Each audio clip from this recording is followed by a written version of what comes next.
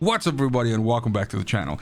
In this video for the First Descendant today, we are looking at Ines, and I plan on making one of these update videos for pretty much every single build that I've made for the Descendants that I have in my stable. And that's because with the addition of the Arche tuning board, we're able to add significant power to Descendants and address some sort of like low points and things that we aren't able to get to with our modules because of the limited module capacity and that sort of thing. The Arche tuning board is a welcome addition to your Descendants power growth and essentially can make Descendants who are already like super powerful just even better. Now this video will specifically focus on mobbing Ines, and that's because of two reasons. One, I believe that more than ever, essentially the game is getting to this point now where certain Descendants are just so much better at doing certain things that it kind of like only makes sense to use them for those things. And it's also because I think at the current state of the game where Serena exists, you are actively doing damage to your own free time by using any other Descendant to kill bosses except for Serena. She fucks bosses harder than back in the day Chasey Lane, so it really doesn't make any sense to use anybody else than Serena to one-tap bosses, kill them in 1 second and all that shit. So I do, however, believe that Ines is much better at mobbing than her, and pretty much better at mobbing than any other Descendant in the game, which is why she's still like the queen of mobbing. I do also want to add a disclaimer at this point in time that we know that there is a pending nerf for Ines coming. We believe it's coming at the beginning of April, at least that's what was indicated by the developer, and this is of course going to affect her power level in some way. I did, however, still want to make this video because up until that point, she is still the best at what she does.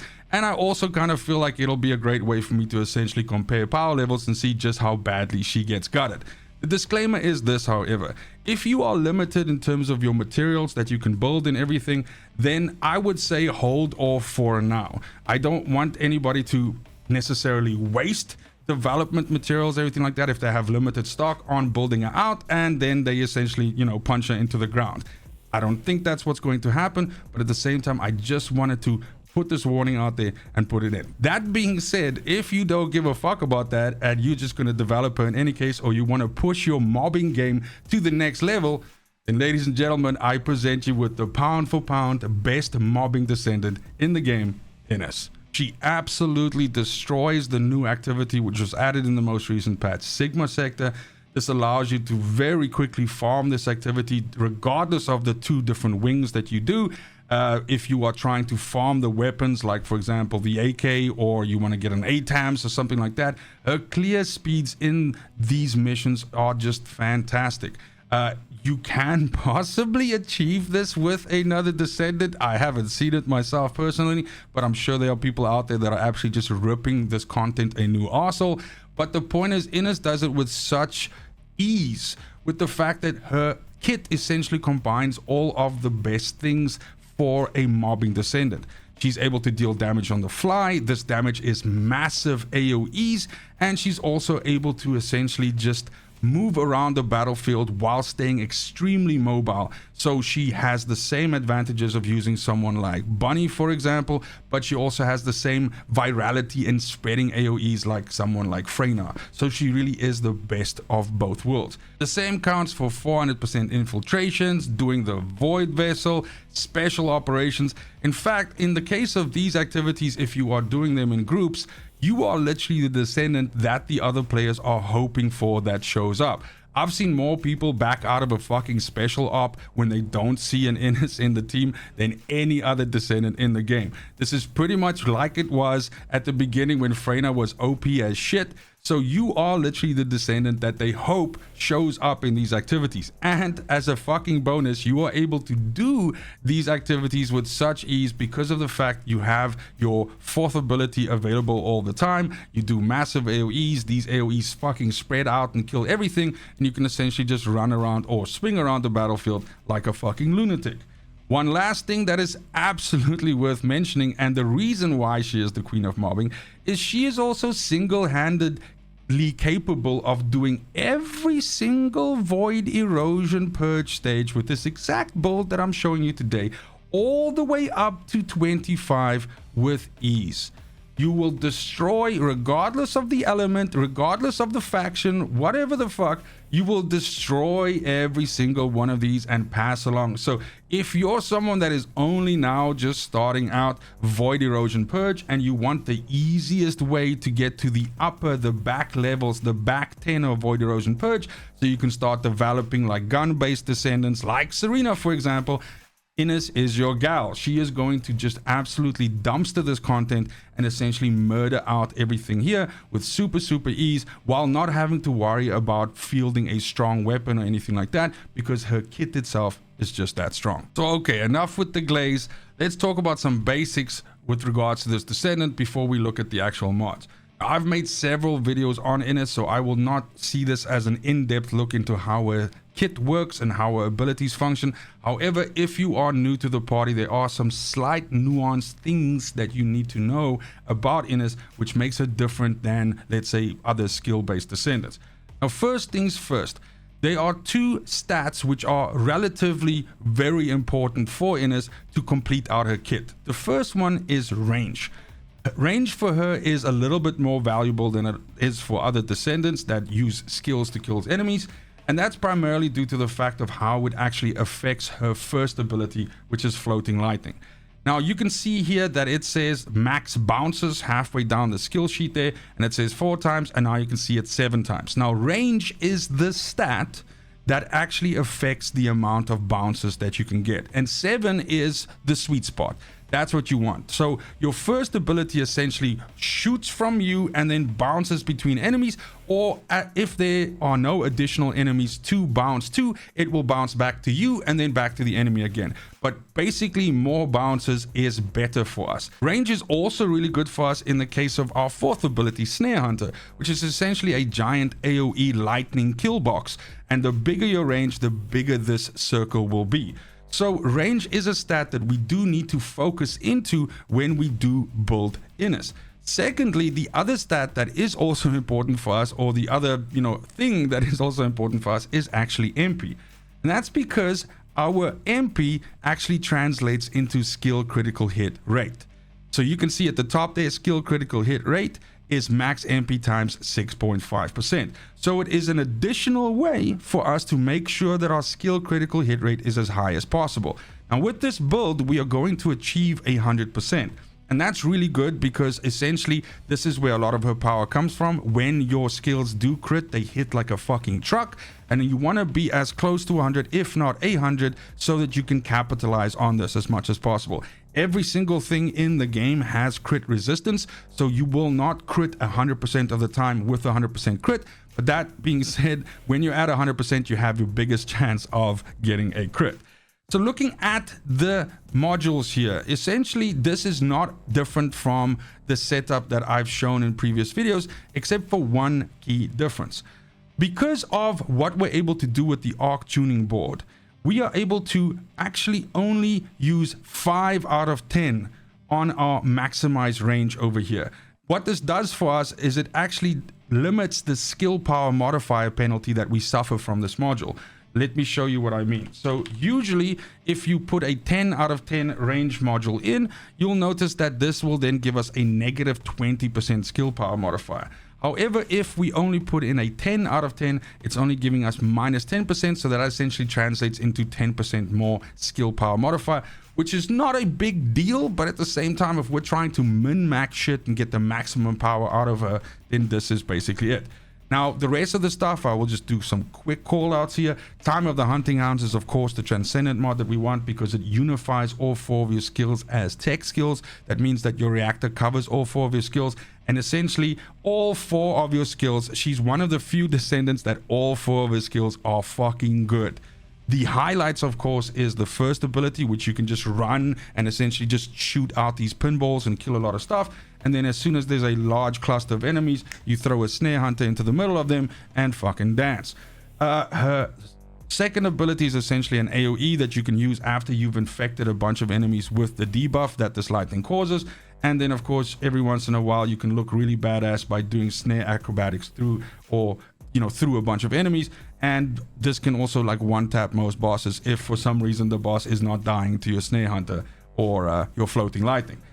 So we have nimble fingers for cooldown reduction. We have, let me see, we have focus on electric for skill power as well as cooldown reduction. We have focus on tech for tech skill power as well as cooldown reduction. We have a little bit of HP so that we're not a complete glass cannon. And then essentially we have MP conversion for more skill cooldown over here. And we have two mods here which give us range, skill effect range from our skill expansion and skill effect range from our maximized ranger. Like I said, only topping it up to halfway. The other the other three modules here are essentially modules that give us skill critical hit rate and skill critical hit damage. Insight is crit rate, concentration is hit damage, and front lines is a little bit of both, with hit damage actually being flavored more or favored more. The reason why we don't put emergency measures in is because there's not any space. We are filled out with modules, but also because we will actually deal with our shortcomings in terms of critical hit rate with the Arche tuning board. So when we then go ahead and look at that, I can quickly just show you an example here. So without using any points from the Arche tuning board, we can see that we are sitting at 95.69%. All right, critical hit rate, and we are sitting at a 4.6 times multiplier. So that means we're just like a little bit more than 4% shy of getting that nice 100%. Now remember that with more MP, we're actually able to get more critical hit rate. All right, so with the Arche tuning board, with the mobbing setup that we have here, that's exactly what we're going to do. We're going to focus on picking up as much skill power as we can. We also get ourselves some skill cost reduction, which is really, really good. This affects both her MP usage as well as her custom resource usage. We pick up some additional range here, which again is just really good. And this is the reason why we are able to diminish the lines of maximize range that we use. Because we're picking up those nodes there, we're able to take this down by 5 points, which translates into 10% more modifier for us. We go all the way up here to pick up gold here, which gives us a nice big bump to skill power. And then we just cut up all the way here. Now, at this point here, you see we start picking up a lot of max MP nodes. And these nodes are the ones that essentially help us to achieve 100%. We also get skill cooldown here, which is just really good. It helps us with faster costs of our 1, as well as a better cooldown for our 4th ability. And we wrap all the way around here, just picking up some additional skill critical hit damage. There are also skill critical hit nodes over here, rate nodes over here. But this would overstack us. This would get us over 100%, which basically has no benefit. And so therefore it's better for us to just focus on picking up some additional skill power here when we can. And essentially this fills out all 40 of our points. Now, if we look at our stats, we can see that we're sitting at a maximum critical hit rate of 100%. And our critical hit damage multiplier has also now jumped up to 5.1, which essentially is where we want to be. And this is where most of our power is. Now, at this point in time, let's quickly talk reactor. Of course, Tingling Mechanics is our best in slot reactor. This is a electric tech reactor, which gives us our best damage profile. And then specifically here, I have electric skill power boost ratio and skill critical hit damage. This is again probably your best substat combination, because this is taking one of our power buckets, one of our damage buckets, which is electric skill power boost, and it's also affecting our skill critical hit damage, which we have a 100% skill critical hit rate, and so more damage is good for us because we'll basically be able to tap into it almost all the time. From an external components perspective, you cannot go wrong with 4-piece Slayer. And that's just because Slayer just gets you additional skill power of 26.1%. It does also increase your skill cost though, but it's not that big a problem, especially with the right combination of substats on. So a good Slayer set will have MP recovery out of combat on your auxiliary power.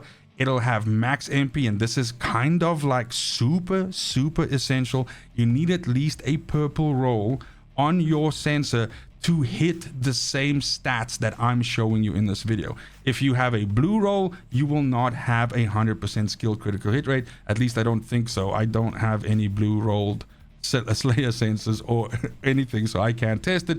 But pretty much, I'm pretty sure you're gonna come just shy. MP recovery in combat is fantastic. It's a really good, this combo is fantastic. If you can get both of these in gold, that is a sensor that is super valuable. Your memory can have defense and MP recovery modifier on. Again, a very, very good combination. The defense, yeah, it's okay, but the MP recovery modifier actually affects all of these other ones. So your MP recovery out of combat, your MP recovery in combat, these are all affected by MP recovery modifier, which is why it's so good. And then lastly, on your processor, some shield and some resistance, I guess. It doesn't really matter. This one is kind of like the one that doesn't really matter. But the most important piece of your Slayer for sure is the sensor. And again, like I said, this substat combo absolutely fucking slaps. Last but not least, I always say this when there's like fucking 2 things left to look at. So we have to still look at our weapon, and we have to still look at our inversion reinforcement. So let's do weapon first. Your best weapon in slot for her is Secret Garden. And that's simply because of the fact that Secret Garden's unique ability absolutely benefits her damage profile. You can see that when using dimension skills, who cares? When using a tech skill, grants the unique ability Pest Control with a set chance. What is Pest Control? It has a trigger rate of 50%, so it works half of the time, all of the time. And it has a duration of 10 seconds with 3 max stacks. Every stack, basically you have a skill power plus 5%, and then additional stacks give you skill power 16% up and 16% up. So this is a big damage boost for us just by carrying this weapon around in your hands without firing a single fucking shot. That being said, I will show you my build for Secret Garden, because Secret Garden by itself is a weapon that has a super high critical hit rate and a super high critical hit damage multiplier, especially when you build it this way with these mods, which means that when you do have to shoot, which more often than not you have to in some of these mobbing activities that we've looked at, because the enemies will have shields that are impervious to damage from skills, which means you have to pop them with a gun. So building your gun like that gives you something that has a 90.5% critical hit rate and a 7.2 times multiplier, and this Secret Garden absolutely goes off because of that. I do also just want to show my substats. So that's firearm critical hit damage, firearm attack, weak point damage, and critical hit rate, as well as my cores, which are not so much about the damage, but rather about the utility that you get from it. Because you have grappling hook charge time increase ratio negative 0.46, it means that your grappling hook is pretty much available all the time, and you don't have to wait that much for a cooldown, which means you can essentially swing around like Spider-Man. Sprint speed on this weapon is also good because you do get a sprint speed bonus by using your 4th ability with Ines, but this just also adds on top of that. And because you're doing mobbing content, you want to be running around as fast as possible, and so this obviously helps out for that. Then when we get to inversion reinforcements, really the most important one for us here is picking up this last one here so that we can get to quantum domain, which again says when using a skill it grants you quantum domain. This increases your range as well as your skill power, and this goes up to 15 stacks. Now we are already in a way ranged cap, but this gives us more power, which is fantastic. You can pick up something like Adrenaline Rush. This says when you defeat an enemy you get a nice little speed boost, which is also really cool. This adds on to the other speed boosts and stuff like that we have, and means we can just zip around the battlefield. Then we can also pick up something like selective neurostimulation, which just gives us a nice little max MP boost every once in a while, and essentially you'll never run out of MP when you have this in combination with all of the other things that we've looked at. Then of course you have one more slot available. I don't know, you can put some rounds in if you want. You can give yourself some reload time modifier. You can give yourself some additional max MP, like increasing the size of your gauge. There's really not anything specific that you need to pick up. It's kind of like a free slot, so pick up whatever is your fancy, but definitely pick up Adrenaline Rush so that you can get Quantum Domain and get yourself selective neurostimulation for that MP boost. If you are for some reason struggling with survivability, of course you can pick up something like selective cellular stimulation, which will also make you more survivable, and also that can be true for, let me see, I think that's pretty much it. Probabilistic recovery system could also be okay, but basically if you are struggling with survivability, then don't use the MP one, use something with HP on it. I believe that's going to be it for my updated look at Ines, who in my opinion, as I said, is still the queen of mobbing and essentially the Descendant that I use for every single little bit of my farming. We're going to have to sort of see what happens to her after the nerf, just how hectic this nerf is going to be. This developer has not really nerfed Descendants all that much yet up until this point. So it's going to be interesting to see just how hard they're going to hit her. And of course, you can look forward to me bringing you that news when it happens. As always, thank you very much for watching. Thanks for all the support in the videos. I'll see you real soon. Fucking cheers.